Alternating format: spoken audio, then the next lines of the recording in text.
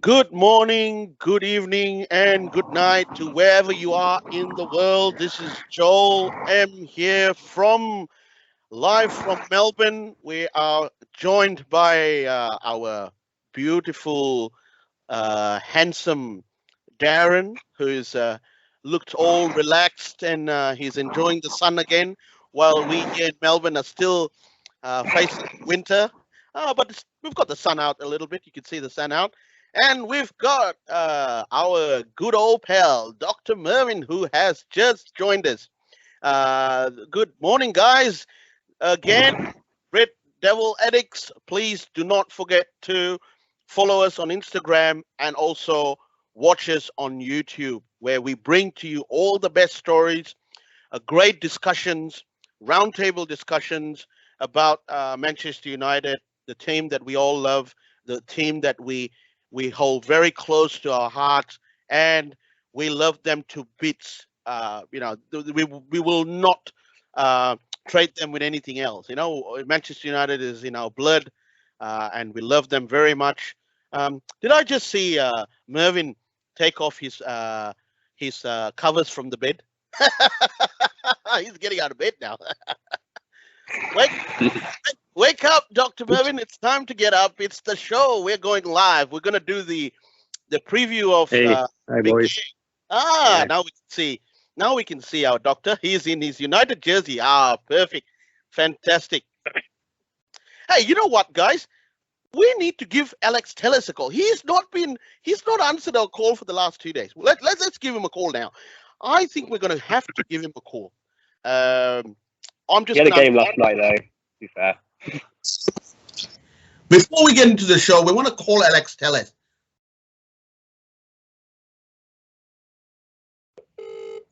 It's ringing. Let's see if he answers the phone. We'll leave him a voicemail.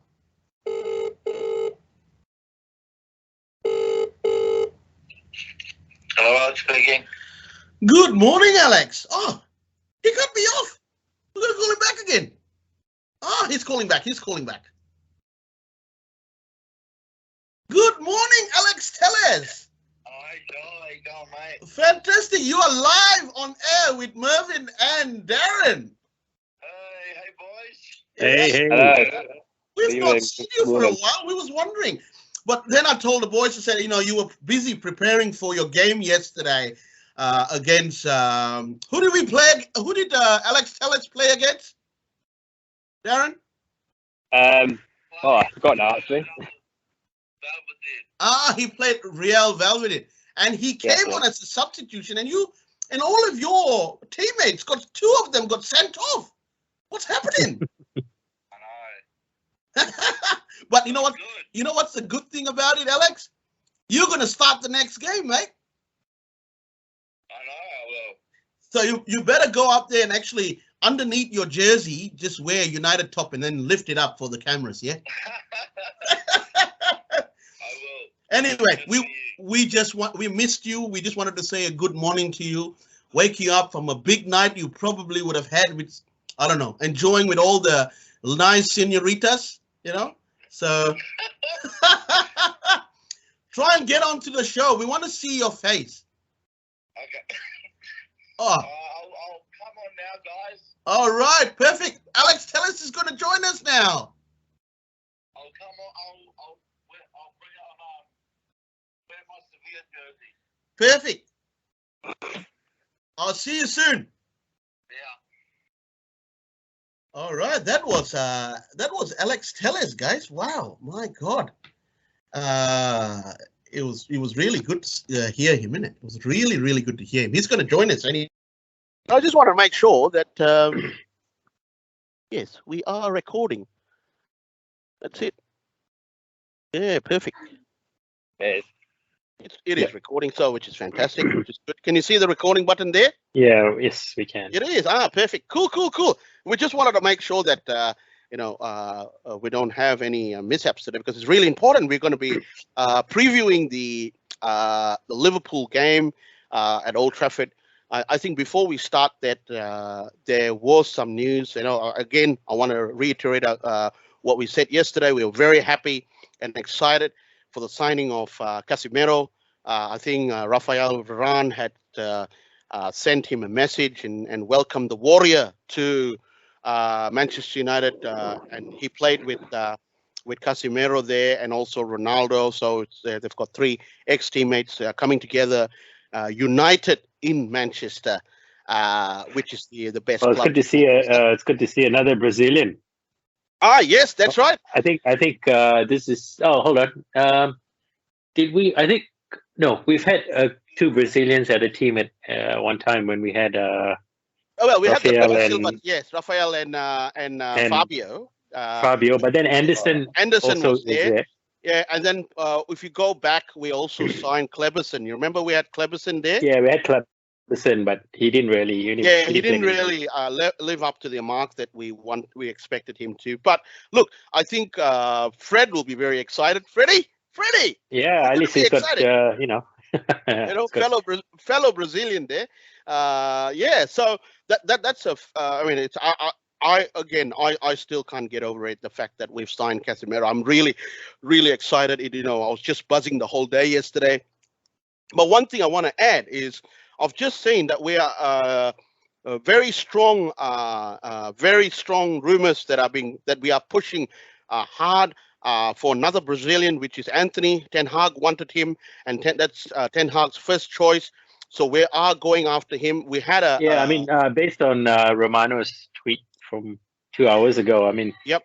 He's saying that Anthony is not part of the game today. Live against Sparta Rotterdam. So yeah, here you go, Alex. Tell us. He's just joined us. Hey. Look at that handsome man. Oh, hello, everyone. He's in Spain. He's showing off how proud is he of Manchester United, even though he plays for Sevilla now. How are we all? Very good. Good to have you on the show, Alex. Really. How was the game last night?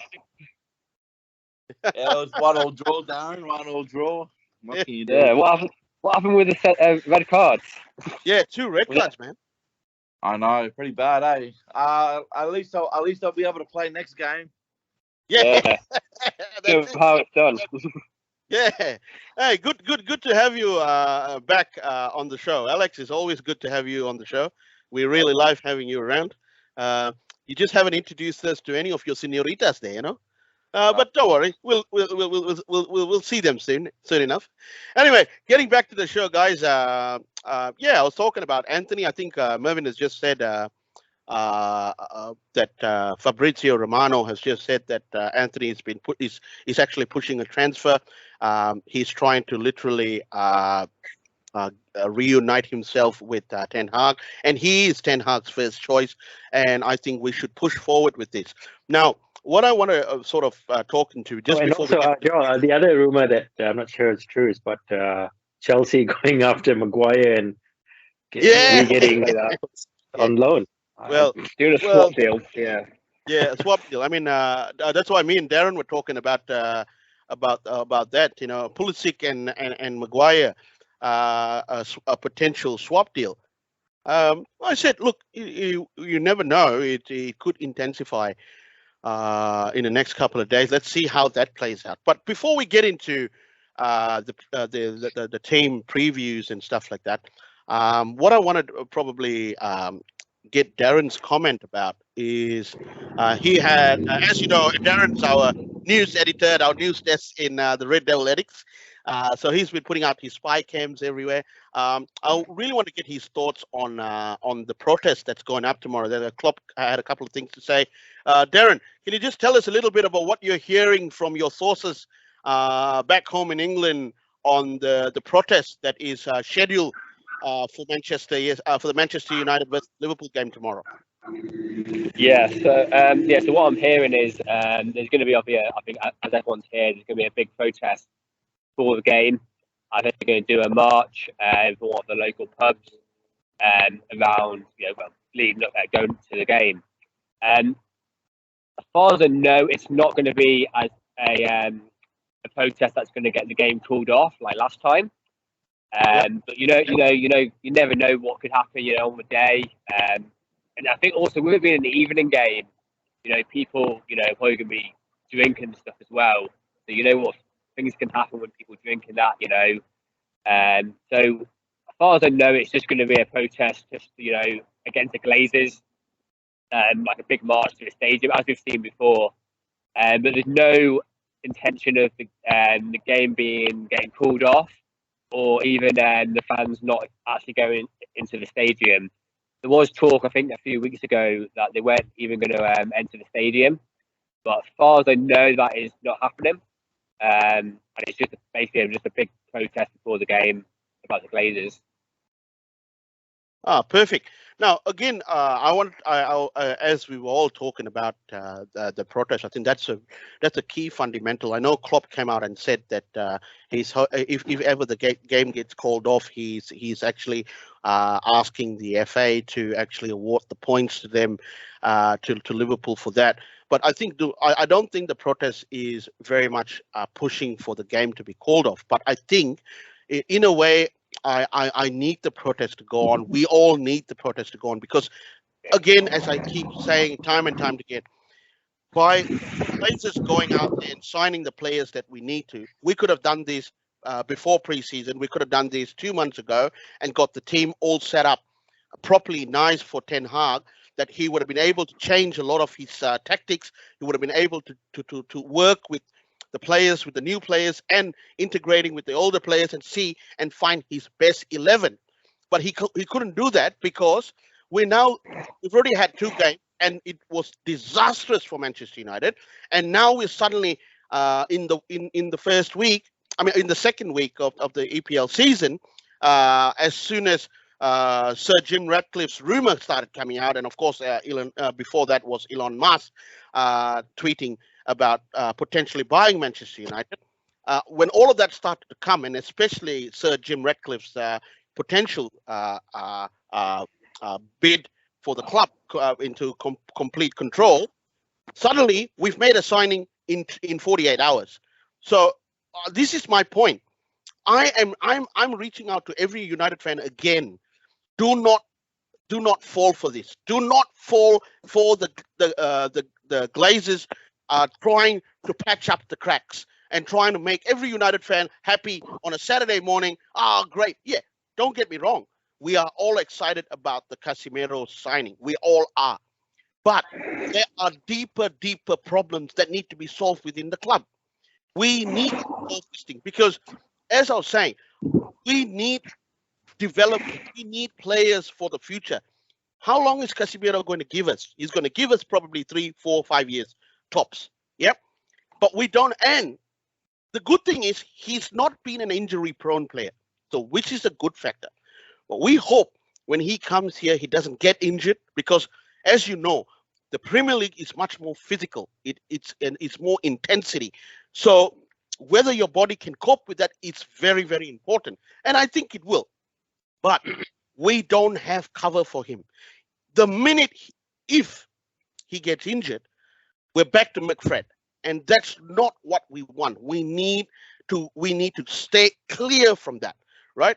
Now, I'm also hearing that one of our Manchester United sponsors, Apollo, is trying to push in some investments into the club, and all of that is all the Glazers again. And I would plead out to Apollo and say, please do not pour any more money out into the club because we want the Glazers out.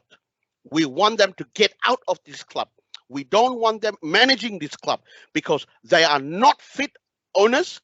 They do not care about the club, and we want them out. So I want to tell this again and again, guys, all of us, Mervyn, Alex, Darren, all of us believe that this protest needs to be a message, a strong message to the Glazers. Get out. We do not want you. You had made us suffer for 17 years. You've wasted money. You've wasted investments. You've taken out money from us. You've emptied our coffers, and you have literally left us to drown. Now it's time for you to leave. We do not want you anymore. And I think that's a strong message that every United fan must show and must push forward during the Manchester United versus Liverpool game tomorrow. Anyway, guys, I know I'm very very passionate about it, and all of you guys are also there passionate. You know, I heard a little rumor up north in the hospitals. You know that there was this certain doctor rallying up all his Man United fellow colleagues. You know, we need to do this. You know, I think that none other than Mr. Murphy. I'm happy for you, Don't worry, bro. don't worry. I have more United supporters than Liverpool. That's for sure. Oh, that's great, man. That's good. It's always a fun fact that to always have more United fans than Liverpool. Anyway, guys, let's get straight into previewing the game. Maybe I want to get some thoughts. Darren, probably we'll start with you. Give us who you think will start. We'll start from the back and give us a little bit of a point of view why you think that lineup would be would suit the playing conditions tomorrow against Liverpool. Yeah. So this week I've actually been, debating between like about 3 or 4 teams, and I've been changing it. I think every day. I think I've finally come up with a team that I would pick. Now I don't think this is actually going to be the team that the manager will pick, because I think there's certain players that can play that I don't want to play. But I was going to go with the team that I would play. That was the manager, which is obviously not going to happen. But I'll go with. So I think David De Gea in goal. He had a bad week last week, but I think, as we mentioned yesterday, there's not really much competition for him at the moment. So I think, I think he'll keep his spot, and hopefully he can bounce back from last week. He has been reliable. Yeah, he has been reliable. He's made a couple of mistakes last week, but. I think we have to keep him in goal at the moment for the short term anyway. I think he's our best choice. Yep. For right back, I think again Deleuze didn't have a great game, but there's no one really to replace him. Wan-Bissaka looks like he's going to leave soon, so yeah, I think Deleuze basically keeps that because there's no one to fight for that. Left back, this is the one where I think we're all going to probably agree with. For me, Luke Shaw has not performed at all in the first 2 games. We've been saying for the last couple of weeks he shouldn't be starting. Yeah, again, Marcelo, I would start. I've got a feeling though that because of the game being Liverpool, he might want that experience, and will he want to put Marcelo for his first start against Liverpool? So that's my only question about that one. I think we would have Marcelo, but just because it's Liverpool, he might go with Luke Shaw still. Yeah. Centre half, Varane, I would definitely start if he's fit. I think he's one of our best centre backs when he's fit. Now, this is the one where I kind of had. Now, I would go with Martinez, but the question I'm going to ask you guys is, I would go with Martinez at centre back, but then also I'd want him in CDM. So I was debating whether to put him in CDM or in centre back. I'm going to actually go Martinez CDM and Harry Maguire at centre back, because I think we've got to basically we're going to have to be a week in either centre back or the CDM, and I think it's probably better to be not better, but it's probably better to have a better CDM than and have a weak centre back. So it'd be Harry Maguire and Varane, and then Martinez in the CDM. Eriksen, I think he's a guaranteed starter. Didn't have a great game last week, but there's no one really else to replace him. And then this is the one where they might get a few question marks. I would drop Bruno Fernandes. I think he's not performed in the last couple of weeks. I think you can't drop everyone because it's Liverpool. I think that's the big thing. Because it's Liverpool, you can't drop everyone.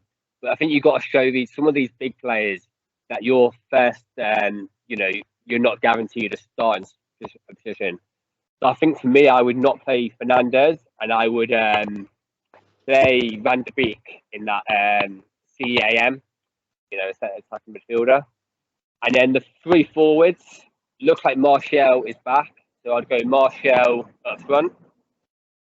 He's only missed a couple of weeks, so he should, his fitness shouldn't be too bad.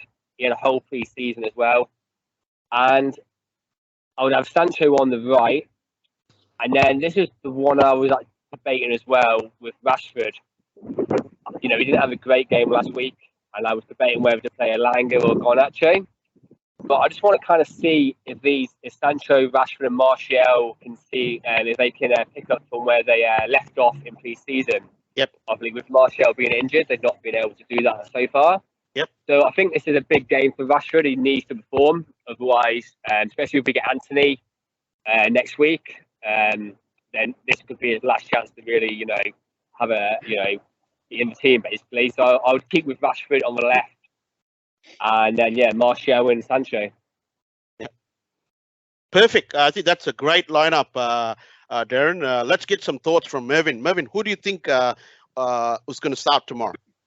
So I think the priority I feel from Ten Hag is not to leak any goals. So I think he's going to stack the defense. You think he's going to play a 5-3-2? 5. I think he's going to play 5 at the back. So I suspect. I mean, like De Gea, he's confirmed. I think I was going to say. I was also going to say what Darren said about Martinez. I think Martinez is going to play in between Maguire and Varane, and Martinez obviously will play a role where it's he can play centre back and then move forward a bit to a CDM role because until Casemiro comes in and slots in that CDM role, and I was just quickly looking at Liverpool's last match. I mean, I think at the moment definitely Alexander-Arnold and Robertson are down the flank, so they definitely need somebody with pace, and Shaw is completely off the pace, so I really want to see Malacia play on the left. Yep.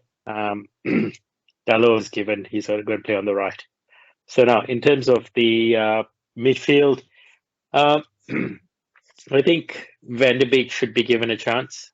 So I was going to say Van de Beek and Fred. And I think Fred should be utilized a bit more forward. He definitely hasn't proven to be a proper. He can't do CDM. So I was hoping to do say Fred and Van de Beek, and then on the top and the front, I'm going to put Cristiano Ronaldo on the bench, and I'm actually going to go with Rashford on the left, Sancho on the right, and Anthony Martial to lead the charge on the front. Purely, and again, I think we can see. I mean, I really want to see that link-up play that was successful in the preseason. So hopefully, those three will be successful. And obviously, I'm not discounting that Elanga might be the one to replace Rashford, because to me, Rashford as well has been really off the last 2 games. Off the pace, not sharp at all. Yep. Mm. Yep. Mr. Alex, tell us. Let's get your thoughts. All right.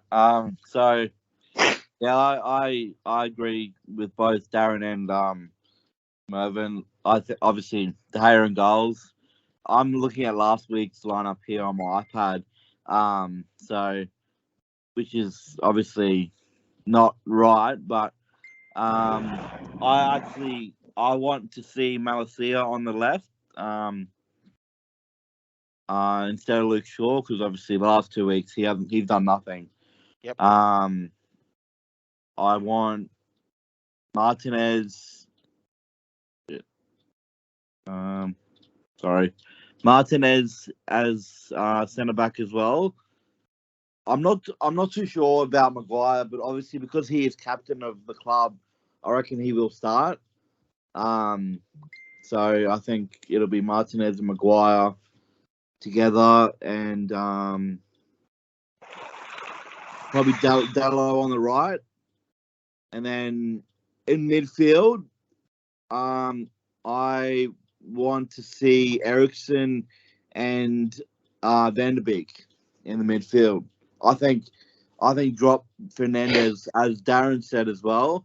Drop Fernandes because he hasn't been performing that well either. And then Rashford on the left, Sancho on the right, and then Anthony Martial up front.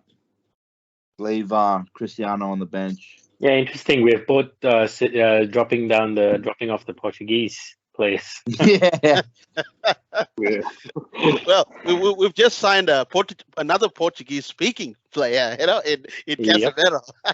But look, fantastic guys. I think a lot of y'all have gone with very different choices and stuff like that. Now, Alex and Mervyn has gone with a more conservative five at the back sort of role. I think more Mervyn was more five at the back. I think we just need to settle the back line first. Yep, Get yep. that Yeah. sorted. Yep. I think the priority is to, Correct. Yeah. I would say, to draw. Yeah. I think that would be a big win for us, just purely because we don't have a settled team. The whole atmosphere in the stadium is going to be really off. I mean, we're not sure whether people are actually going to be there, but I hope the boys will still put a good show, because it's a Liverpool game. It's not any other game. It's got a lot of history behind it. So, but for me, it was just purely because we've already leaked so that's 8 goals Yeah. in 2 games. Correct. Which is Absolutely. I mean, it's no. Actually, we've actually leaked 6 goals. Actually, 4 against Brentford and 2 against and then of course. What are you trying to do with it to us? Come on, It man. could have been 8. We haven't played Liverpool yet. But guys, look, I personally think what I would like as a team to start tomorrow, and I'll tell you why. Now, the two minds in it is that I don't want us to get hammered in as well, but I also don't want us to say that we are afraid of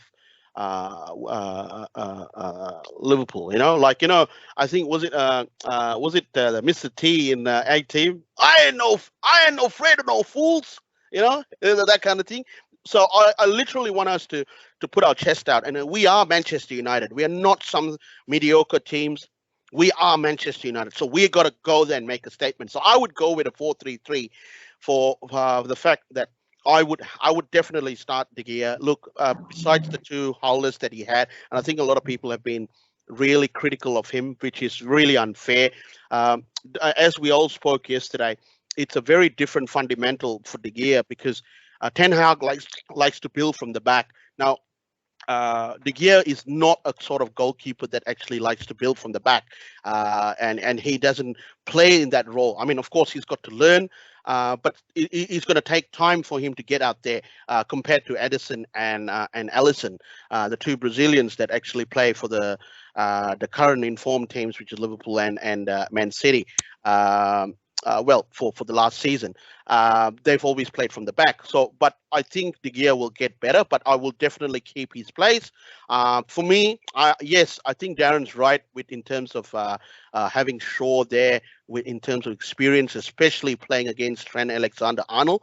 But again, it's a very debatable fundamental. I would prefer to have Malaysia there, but I think because of the magnitude of the game and Malaysia is still trying to sort of find his footing within the Premier League, he might go with a safer route with Luke Shaw. I think in the center of the park, he's definitely going to. I think he's going to bring Varane back into the lineup. He's going to start Varane together with Maguire, like what Alex said. I find it hard to find Maguire being dropped, even though the Chelsea rumors are starting to, it's sort of started yesterday. But I think Maguire will definitely start with Varane there, and Diego Dalot definitely on the right. But again, that could be if what we're hearing is true, that Aaron Wan-Bissaka is transfer listed and he might be going back to potentially Crystal Palace. If he's not, then he might take a safer route, because as a defender, Aaron Wan-Bissaka is better. It would say that he would be able to nullify the crosses coming in from Robertson. So he might go down that path, but I think Dalot would probably start because it seems that he is better going forward. And I would personally like before Casemiro comes in, because I think he's just going through his medical, so he wouldn't have been registered in time to feature in this game. So I would play Lisandro Martinez just in front of the back 4, to sit, basically to sit and start sweeping up anything that comes at them, right? And I would definitely go with Ericsson. And I'm also, as much as I like Bruno Fernandes, he's a fantastic player, but I think his attitude has started to disrupt the team a little bit, because he's always whining and moaning on the field, and I don't think, and he's not really, he's gone missing in the last two games. If you watch closely the last two games, Bruno Fernandes has gone missing. The one that was shining there was Christian Eriksen. So I would start Christian Eriksen, and I would go with Van der Beek. I would go with Van der Beek simply because if you look at the way Van der Beek plays, he's a very one-touch football guy. He keeps running up and down. He can defend, and he can turn it into attack. And Van der Beek's best suited position is number 8. Is where, or the jersey that Bruno's actually wearing, a number 8 position, because that's where I think Van der Beek is best suited from an attacking perspective. But he can also mop up the ball. He can also come down and help Lisandro. And I would start with Rashford on the left, Martial through the center, and I would start Sancho on the right. Now, purely, I don't know whether he's going to rush Martial into the game, because he's only just come back from what I believe was a hamstring strain. So he may not want him to overstep himself. So what he may do is he might start with Cristiano, especially playing in Old Trafford. He might start with Cristiano, and then probably 60th minute, see how he's going, and then probably take him off. Because with Cristiano, you never know. You are definitely guaranteed goals if he gets into the right position. But again, I would go with Martial, because purely because in preseason, as we all saw it down here in Melbourne, and also the first preseason where they played in Thailand, the front three, Rashford, Martial through the middle, Rashford on the left, of course, Martial through the middle, and Sancho on the right, have sort of gelled and sort of had a little bit of an understanding in the way they play. So I think that would be the team that probably would go. But again, it's very, very, very, very debatable on how he wants to play. And I like what Ten Hag has come out and said, that he's gotten the players to start watching every Liverpool and Man City games, Chelsea as well, how they play, and what is it that they can pick up on, and what is it that they can do on the training ground to be able to play in that particular level, which is good, which is what I like doing. I like analyzing teams that are fantastic, that has been doing really well over the last couple of years. I like analyzing them, and that gives ideas to the players on what they need to do on the field tomorrow. How do they neutralize the crosses coming in? Liverpool's going through their wing backs, they're going to cross into the middle. Salah's going to be everywhere. How do you mark that man? How do you not allow him to move? Liverpool's got some injuries, which could be good news for us as well. But again, all of that could be just a shadow, to throw us off the game. We need to be prepared for their top players to be starting. We need to be prepared for their top players to take the field tomorrow, right? Anything else is a bonus, but still, we need to be fully concentrated and fully focused on that game. Because when you put on that jersey, I tell out all the players, when you're representing this club, this beautiful club, right? When you get on the field, your focus is to win that game. I don't want to draw. I do not want to draw this game. I want to teach them that Manchester United is not a rollover club, and we are coming back, and we're coming back with a vengeance. And that's what we want to do. We want to send a statement out there. We want to tell every single Premier League teams out there, guys, Manchester United is coming for you. We are coming. We're going to fix our problems, and we're coming for you. I think that's what we believe in. Yeah, good. It's all good to have that positive vibes. Yes, that's always the way. It's good before the game starts, but to me, after the last two games, to have that vibe, to be honest, it's not there. But hence why I think a lot of us are still being conservative with the mentality going for this game.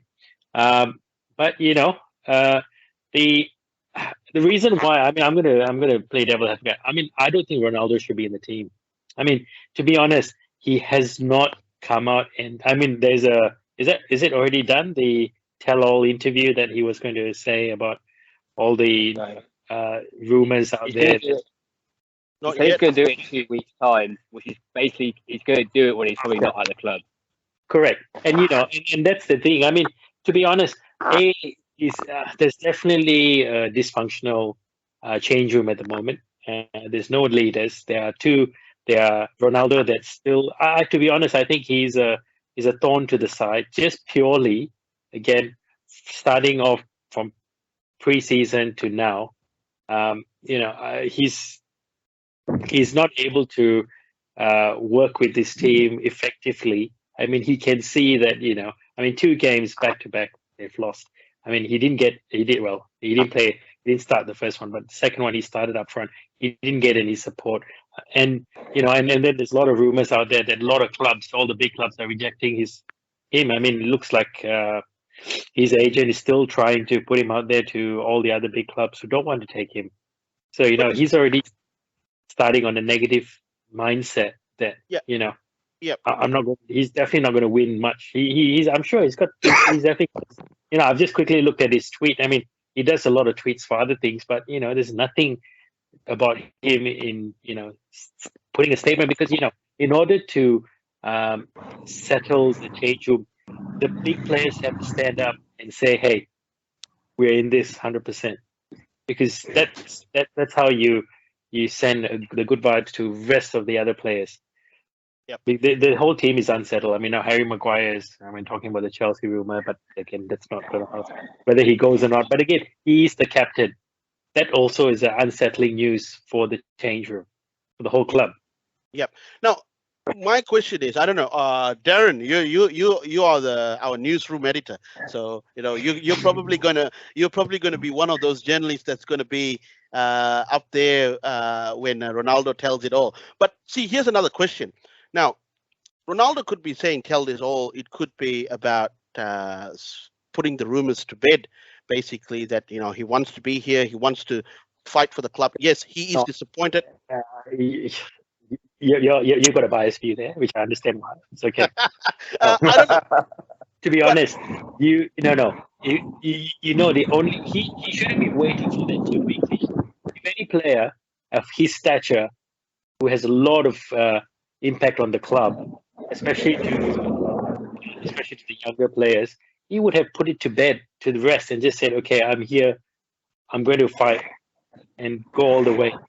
But he hasn't, because his agent is still working in the background, trying to offer him to other clubs, and coaches are coming out there and saying, "We're not taking him." I mean, you clearly see the last one is Atletico Madrid. None of the fans want him there. So, I mean, what I was going to say, sorry, Darren. Go on the Ronaldo, on the Ronaldo factor, I think, as we mentioned, there's no leaders, and I think if this had been like, say, where we had Roy Keane, Gary Neville, Ferdinand, they would have taken Ronaldo to the side and basically said, "Right, tell the media what you're doing now. Not wait 2 weeks time." And I think that's what we haven't got. No one in that dressing room to go. They haven't got the personality to go to Ronaldo and say that to him. We haven't got them people in the squad, so that's why Ronaldo's getting away with it. Why is he saying it he knows what he wants to say. Why is he saying it in 2 weeks? Yep. He's been writing loads of notes down over the last few weeks. So he's obviously got it all planned. He's just, as I said, he's waiting for him to, when he leaves, and then he's going to spill the beans on what's going to happen to him. Yeah, but the thing is, I'm sure that he probably, there's 2 ways of looking at it. Yeah, yes, Mervin, to be honest with you, yes, I'm a little bit biased with. Just before you continue with that, but you can see the change in how the players from last season. Previous season, you will see lots of individual personal posts about clubs.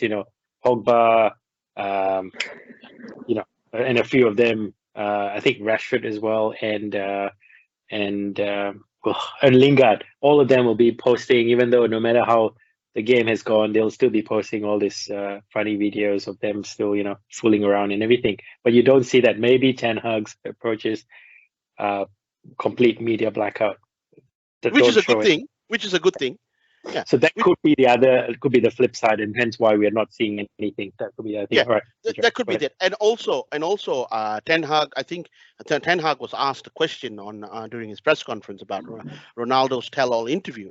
He was puzzled. He said, "I really don't know what he wants to say about it." But look, in so many ways, we all don't know. You could be right. He's waiting for 2 weeks because by that time the window would have closed, and Ronaldo could be signed on with another club, and he could be saying about all the struggles, what he's upset about, and stuff like that. But It's like Dean Henderson when he left. It could be like that, you know. He waits till you yep, leave the club. I know, like Dean Henderson hasn't left like completely. yeah, But he's on loan. Yeah, yep, it's kind of similar to that, you know. There's probably things he wants to say, and he can't say it while he's at the club. yeah, You know, and yeah. it could be like. I'm very interested to actually to see that when it comes out, because that'll be interesting Yep. to watch. It'll be interesting to watch as well. But you see, the other thing also we got to ask our question is this also trying to drive up people writing a little bit more about Ronaldo, trying to keep the hype up there so that someone will take him and someone would drawing factor. Because at the end of the day, Ronaldo is a brand. But yeah, clubs may not take him. The big clubs may not take him for a perspective. They don't want to disrupt their playing style, right? Because of where Ronaldo is at this point of time. But if from a business decision, they would take him because they know wherever he signs, they're going. They're definitely going to get a lot more shirt sales, and they're going to make a whole lot of money from that perspective. Now, what I'm hearing is that it could be that he's resigned to the fact that he said he wants to honor what his mum wants him to do, which his mum always said, even in last season. I don't know whether she came out publicly and said it, but I think the rumors were what people were actually talking about. The mum wants him to actually go back to Sporting, the club that he started his career in, and sort of go back and sort of a welcome home kind of thing, and then decide what to do. But I don't know whether he would want to do that. I mean, the only good factor of Sporting going back to Sporting is one, it's going back to the club that he loves. Two, he's going back to the club because they've got Champions League football. So that could potentially But also, I mean, his wages are very high. So unless he needs take to a pay cut. He needs to take a pay cut if he wants to go back Where, there. wherever he goes, he's going to have to take a pay cut. You know. Correct. Now, my question is, right, if he goes back to Sporting, is that a sign or is that something that he's telling us that retirement is coming up close? Because he did say that he wants to play up till he's 40. That's about 2 to 3 years away. Yeah, he's definitely going to play in this year's World Cup. Now, is that to say that that is the club that he's going to retire? Well, it could be. I would say it could be, or it could be that he stays at Manchester United, put all the rumors to bed 2 weeks time, and said, "Look, I just needed to get my head cleared. I needed to get everything out of there. The media's out there." He's cleared from pre-season. Look, again, it's a very debatable factor because we don't know.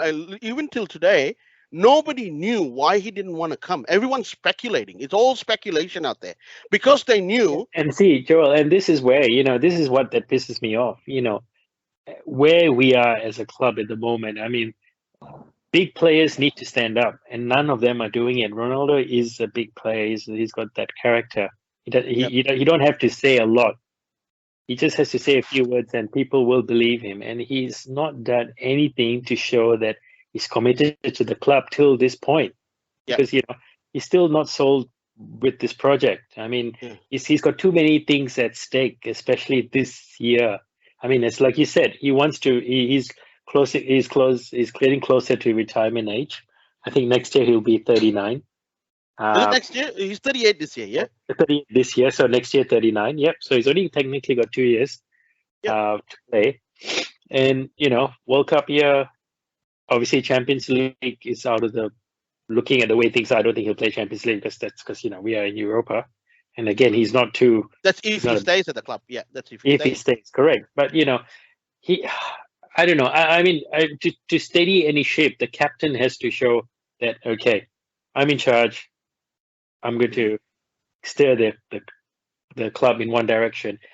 is he still upset that he's not the captain? Maybe, who knows? Maybe that's some factor there as well, because he's not allowed to be able to guide this club. He's the Harry Maguire, who's just failing big time, still being trusted the captain armband.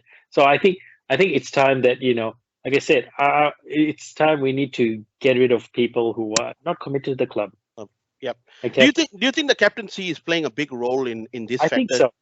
I mean, there's so many memes out there about about Ronaldo, Varane, and Casemiro now, and looking behind and saying, why is this guy leading me? He doesn't have that. Yeah, because in his career, he's always had proper captains. I would say he's had like proper leaders. And Sergio Ramos. Man United, it was obviously Roy Keane and I think Gary Neville. Yep. After that, so and he just feels that Harry Maguire is not like, and he's like, well, how can Harry Maguire tell me what to do? I'm a big profile, over him, and I think that's another reason why. Yeah, that could be. Well, do you think Ten Hag should now decide and say Cristiano, I think you've been a big part of this club. Forget about the rumors. I want to take that captaincy and give it to you, and I want you to be that leader in that club. Well, will that solve any problem? But if that happens, I think Harry Maguire is gone. He has to be sold. Well, the thing is, the manager's already said a few weeks ago Maguire's the captain, so that was a chance to do it then. You've waited 3-4 weeks and then you're going to change it. It just kind of, it wouldn't make sense to do it now. If he was going to do it, he had to do it at the start of pre-season. So I think that it would mess up. Maguire would be gone. If that happens, Maguire will have no chance to come back. Correct. And I think it could have been that Ten Hag could be wanting to give Maguire a chance to step up, and not take it away from him, and step up to show me what you can actually do. Which I don't know. For me, as what we as fans have seen, it's failed. So it could be a point where, just before the transfer window shuts, transfer list Maguire, get him sold, and then give the captain armband to someone who deserves it. I mean, I'm not saying it has to go to Cristiano Ronaldo. Okay, Joe, so if we look at it, let's put it this way: who do you think deserves it at this point of time? Okay, if right now, if you were given an opportunity, who would you nominate as the captain? Who deserves that captain armband? No one really. There's no one really, but the only safest choice that I think I would give it to is David De Gea. I would give it to him purely because he's been there during Alex Ferguson's time.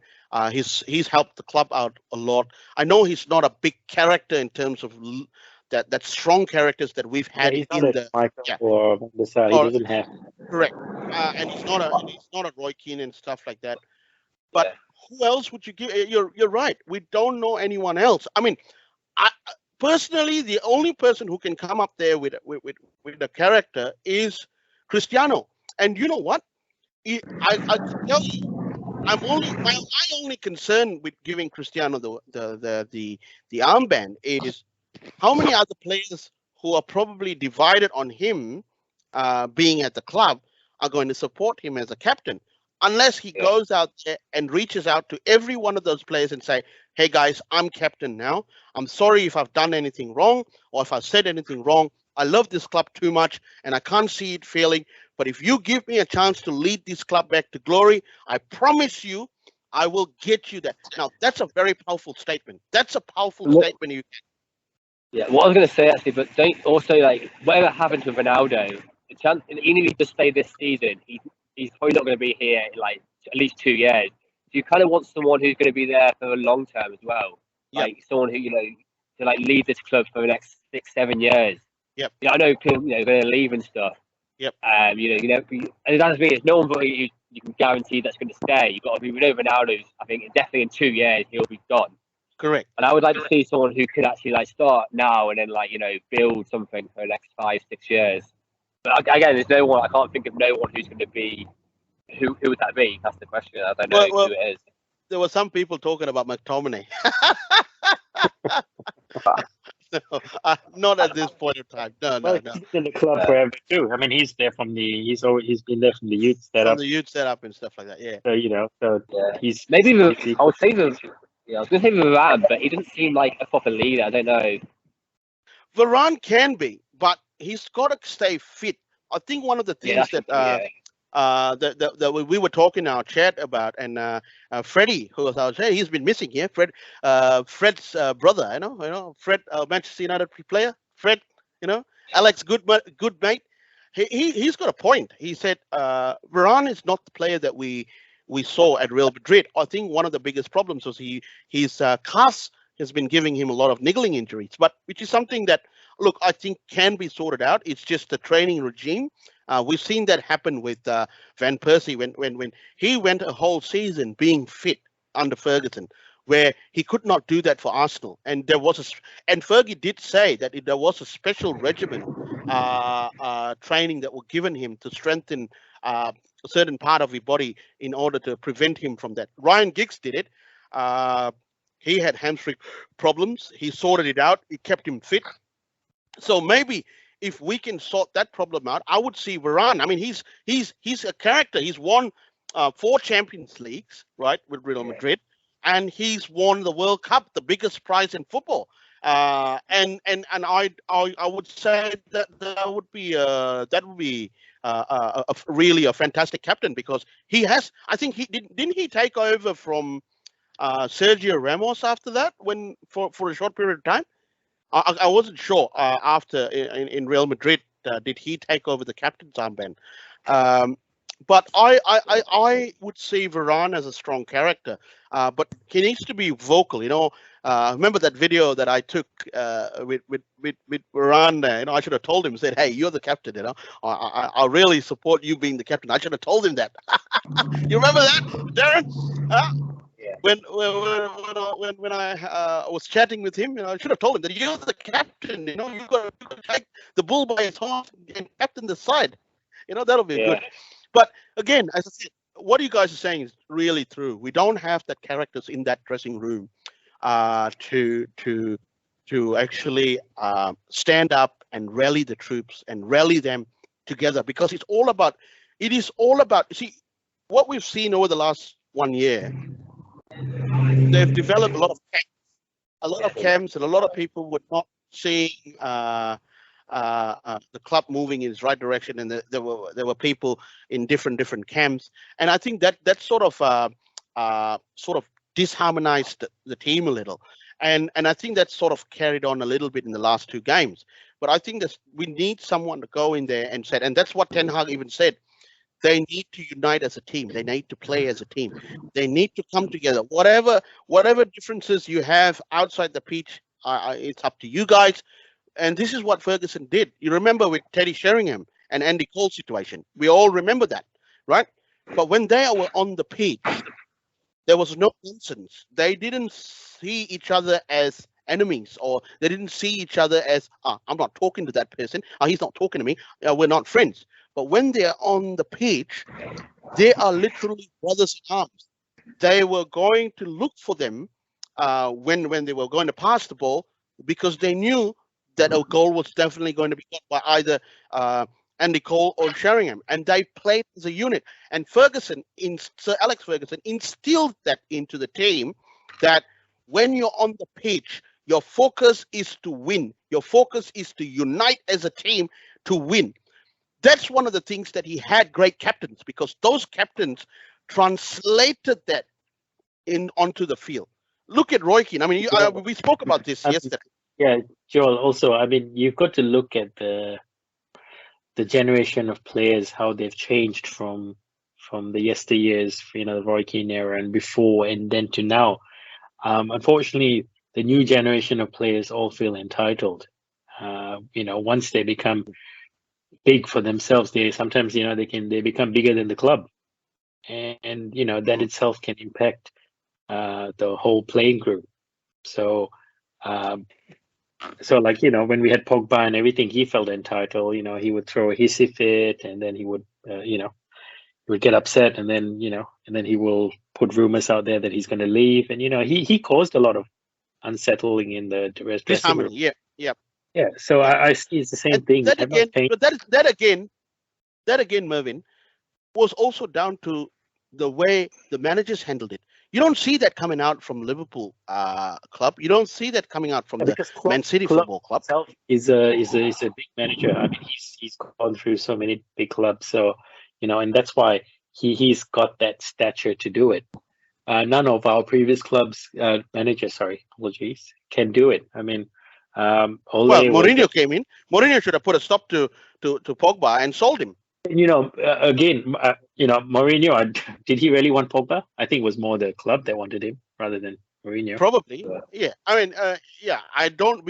So That's something that we don't know whether it was a Mourinho signing or was that a club signing. But it could have been both. But I think when Mourinho started to see into it and what Pogba was doing, he didn't like it, and that created a lot of spat between the both of them. yeah, We've seen Mourinho, clips, video clips see, on Mourinho the himself, field. I think he's not an easy character to deal with. So I think he had issues on that side with the board and everything, and hence why he's made a lot of comments about that. But moving forward, we've like I said, it's time we acknowledge that the club is in disarray because of a certain type of players. We definitely don't have. It's the same thing over and over. There's no leadership in the club. Hard decisions have to be made. If Ronaldo has to go, Bruno has to go, so be it. We need to bring back that wanting to win mentality and not give Mentality. up. Correct. At the moment, Yeah. a lot of players are giving up. We can see the same theme. As soon as they concede a goal, that's it. Yeah, their brains completely shut down. They're just Correct. passing the ball randomly without any intent. Yep. No, I agree. Guys, I think it's just come to almost the end of the show. I think we had a really good discussion on it, and we've got some really good points. Again, it boils down to the fact that it has to start from the top, from the ownership itself. If we want things to change dramatically, we need it to change from the top. We need to remove that first layer that is the biggest trouble causes. We need to get someone who loves the club, someone I believe and I still strongly support Sir Jim Ratcliffe to buy the club out of the Glazers. Complete control, not minority stake, complete control. Because I believe running the club, running Manchester United takes two things, right? One, from a business acumen perspective, which is what I think and I believe Sir Jim Ratcliffe has. But the most important fundamental is he has the passion for the club, which is Manchester United. So in order and the decisions that he's going to make is to ensure that the on-field, which is the predominant fundamental, is the product, which is the football club. The football is the main product. Once I sort that one and that starts changing and that starts playing into the strengths, it will automatically follow from the business side of things. Like in advertising, they always say advertisers don't buy spaces for the sake of buying spaces. They buy space to share eyeballs that are fixated on content. Wherever the content is great, wherever the content is brilliant, they want to buy the space. They want that shared eyeballs, right? Advertisers will follow. Same like selling newspapers, same like TV programs on TV. To attract more advertisers, you need to have good content, right? And that's the basic fundamental. For us to attract those sponsors, which clearly proved when Peter Kenyon was the CEO of Manchester United, and Manchester United started winning under that, he then looked at the business part of it. How can I attract more investment into the club from these commercial people? Because we are now showing success on the field. That's a big fundamental. That's a very big fundamental, and that's the number one priority for any commercial value to stand up. That's why I'm saying to all of those sponsors out there, guys, if the club is failing on the field, that's where you're associated with.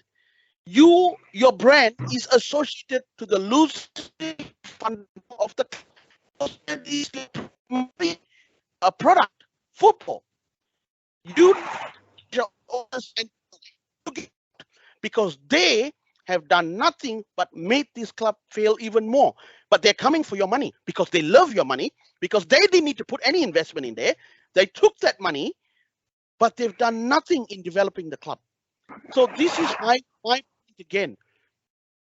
In order for everything to change, it has to change. We've got to cut the top. We've got to cut the head. The head is the owners of the club. And then we bring in, then we start clearing out bottom. We bring in the new owners to start from the top and all the way down. I tell you, then you put that right structure in there, in place, and we will go back to being one of the most successful clubs in the world. That's the fundamental, whatever it is. There is no way, there's no other way to do it. That's how we're going to have to do it. But anyway, guys, that's a story for another day. We're going to be back here. For us in Melbourne, it's actually Tuesday morning. So we're going to be back here at 3:45. Mervyn, we will probably see you in the hospital, right? While you're working. Oh, no. I'll be at home, and then I'll head to work after the game. So. Right. Okay. So we'll catch you at home anyway. But you can still wear your scrubs, you know.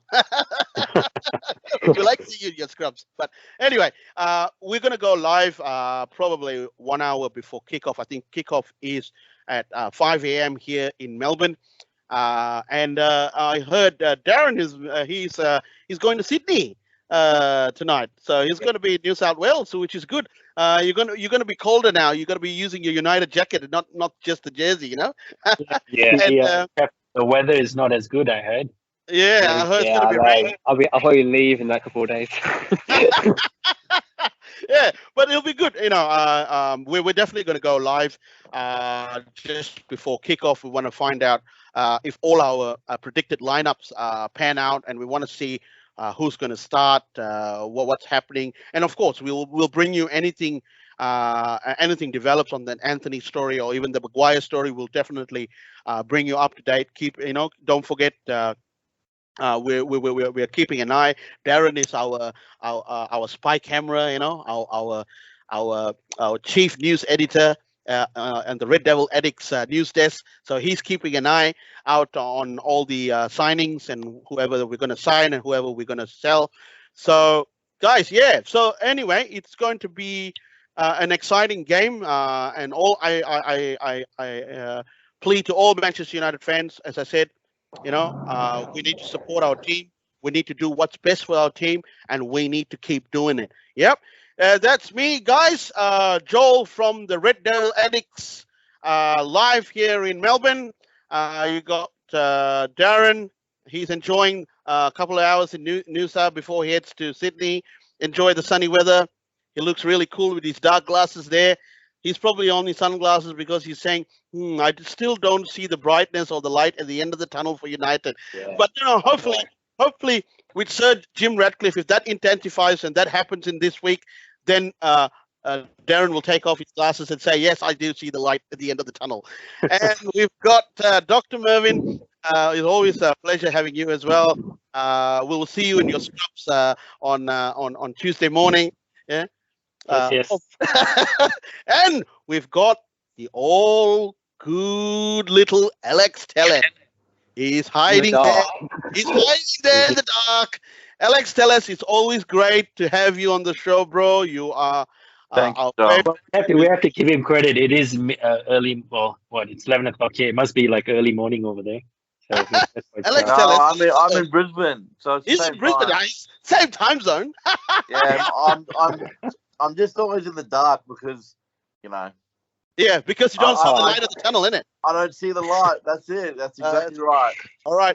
All of us need to get Alex Telles back into the light, yeah? So remember, we're all supporting Sir Jim Ratcliffe to buy the club, and we can bring Alex Telles back into the light, and we can get that sunshades off Darren to see the light at the end of the tunnel. That's it, guys. Have a good morning, a good afternoon, and a good night to wherever you are in the world. This is the Red Devils Addicts channel, YouTube. Don't forget to follow us on Instagram. We're now tweeting as well. Follow us on Twitter. And definitely subscribe to us on our YouTube channel, the Red Devil Addicts on YouTube. And give us a comment, leave us a comment, and whatever you think and wherever we can actually do better, please share with us. And we will see you on Tuesday morning. See you guys. All right, see ya. Bye. Bye. Okay, bye.